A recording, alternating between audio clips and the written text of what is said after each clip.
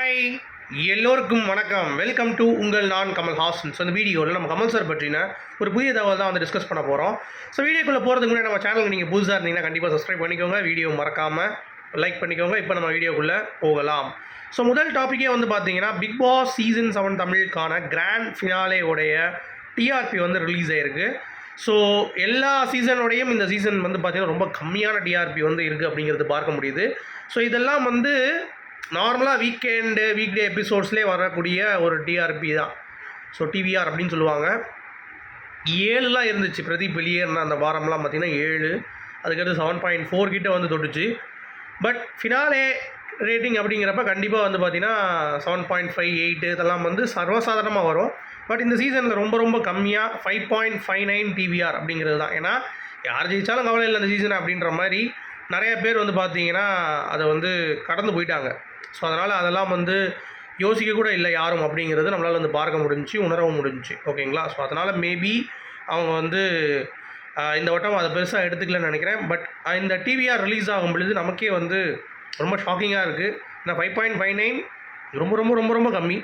சரிங்களா? அப்புறம் பிபி 100ன்னு ஒன்று பண்ணாங்கல்ல, அது வந்து பார்த்தீங்கன்னா 1.62 டிவிஆர் தான்.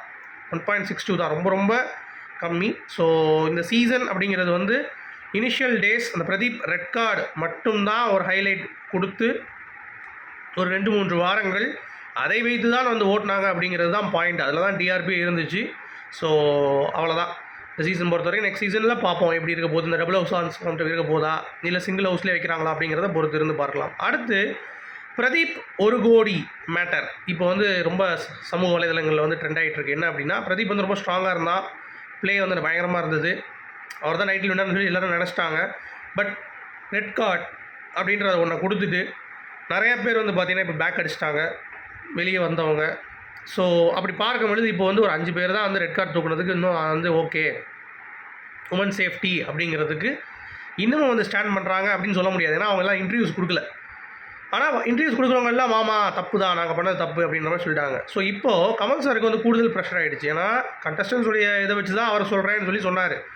பட் இப்போ அது வந்து அவருக்கே பேக்ஃபயர் ஆனதுனால சோஷியல் மீடியாவில் பிரதீப்புக்கு அட்லீஸ்ட் வந்து பார்த்திங்கன்னா அவருடைய கனவு 1 கோடி அப்படிங்கிறது. ஏன்னா அந்த ப்ரைஸ் மணி ப்ளஸ் அவருடைய சேலரி ப்ளஸ் அந்த G2 ஃப்ளாட்டு ப்ளஸ் காரு எல்லாம் சேர்த்திங்கன்னா அவங்களுக்கு வந்து 1 கோடி வந்துடும். ஆக்சுவலாக பர்சனலாக அவனுக்கு சாதாரணமாக எடுத்துருப்பாங்க.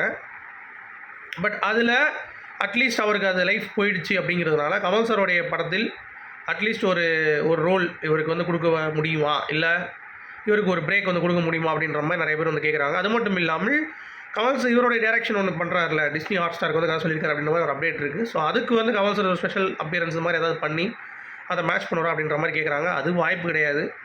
மேபி அவர் வந்து பார்த்தீங்கன்னா அவருடைய படத்தில் ஒரு பிரதீப்புக்கு வந்து ஒரு வாய்ப்பு வந்து கொடுக்கறதுக்கான வாய்ப்புகள் இருக்குது. ஏன்னா இவ்வளோ தூரம் கண்டஸ்டன்ஸும் வந்து பேக் அடிக்கிறாங்க அப்படிங்கிறப்ப கமல் சாருக்கு தான் இது வந்து கூடுதல் ப்ரெஷர்.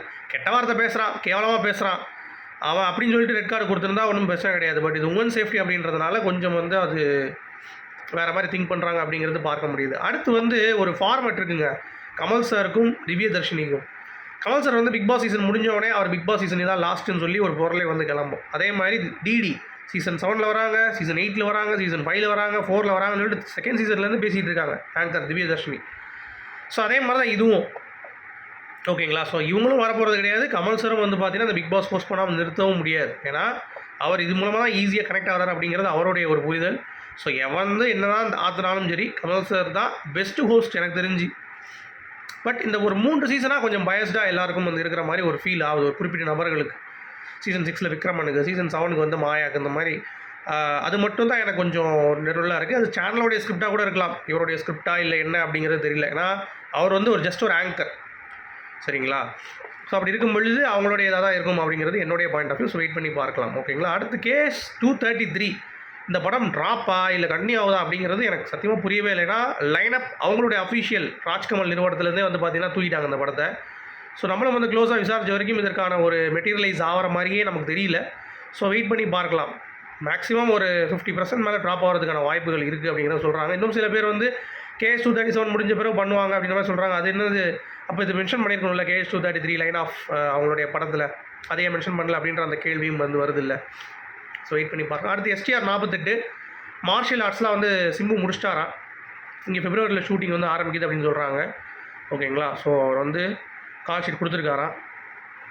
ஸோ பார்ப்போம் எப்படி இருக்குன்ட்டு. அதுவும் கமல் சார் பாடிய ப்ரொடக்ஷன் தான். அப்புறம் தக் லைஃப் ஸோ ஷூட்டிங் வந்து ஆரம்பிச்சிருச்சு. ஸோ வேறு லெவலில் ஷூட்டிங் ஸ்பாட்டில் இருந்துலாம் வந்து ஸ்டில்ஸ்லாம் வந்து போட ஆரம்பிச்சிட்டாங்க.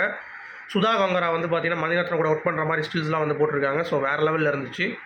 அது மட்டும் இல்லாமல் தக் லைஃப் இந்த வாரம் ஃபுல்லாக வந்து ஆரம்பித்து அதுக்கடுத்து மார்ச் மாதம் வந்து பார்த்திங்கன்னா ஷூட்டிங் வந்து இருக்குது அப்படின்ற மாதிரி சொல்லப்படுது. ஓகேங்களா.